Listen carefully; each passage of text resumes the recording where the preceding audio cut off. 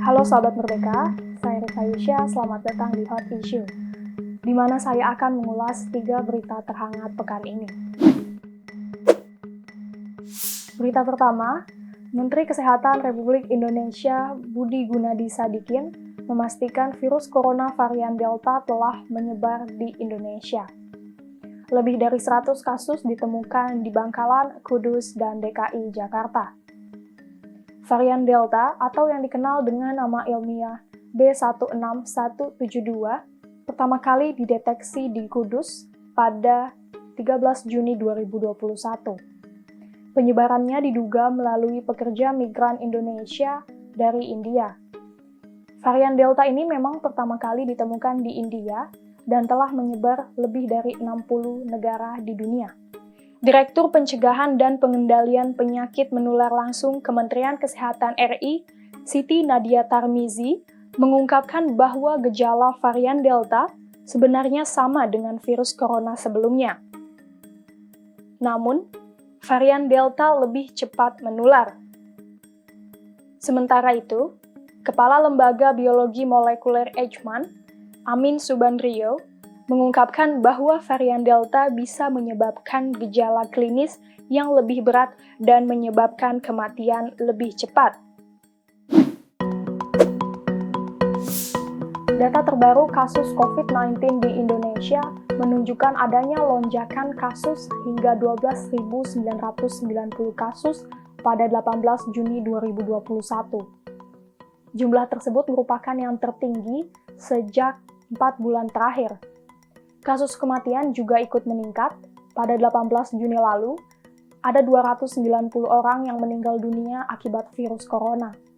Secara kumulatif sejak Maret 2020, jumlah kasus positif COVID-19 di Indonesia mencapai 1,97 juta orang.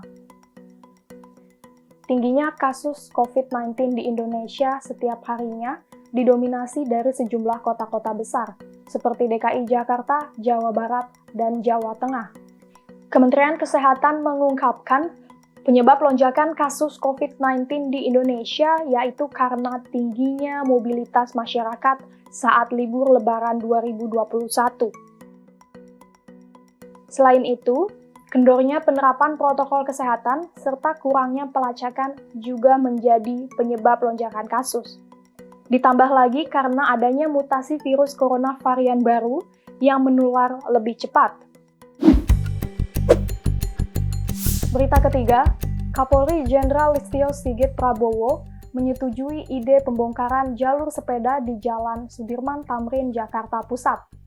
Namun, ia masih akan melakukan kajian untuk menemukan formula yang tepat dalam menyikapi usulan tersebut. Rencananya, Polri akan melakukan studi banding di negara-negara yang memiliki jalur sepeda di kotanya. Studi banding dilakukan untuk mengetahui perihal rute sepeda, baik yang digunakan untuk kerja ataupun berolahraga. Terkait keberadaan jalur sepeda di DKI Jakarta, Polri akan melakukan koordinasi dengan Kementerian Perhubungan dan Pemprov DKI Jakarta. Sebelumnya, Wakil Ketua Komisi 3 DPR RI, Ahmad Sahroni, meminta Kapolri mengevaluasi dan mengkaji ulang keberadaan jalur sepeda permanen di Jalan Sudirman Tamrin.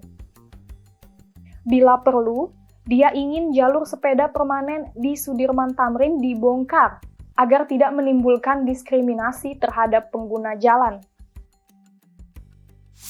Ya, sahabat Merdeka, itulah tadi 3 berita terhangat pekan ini. Jangan lupa share dan subscribe YouTube channel merdeka.com. Saya Rifa Yusya, sampai jumpa.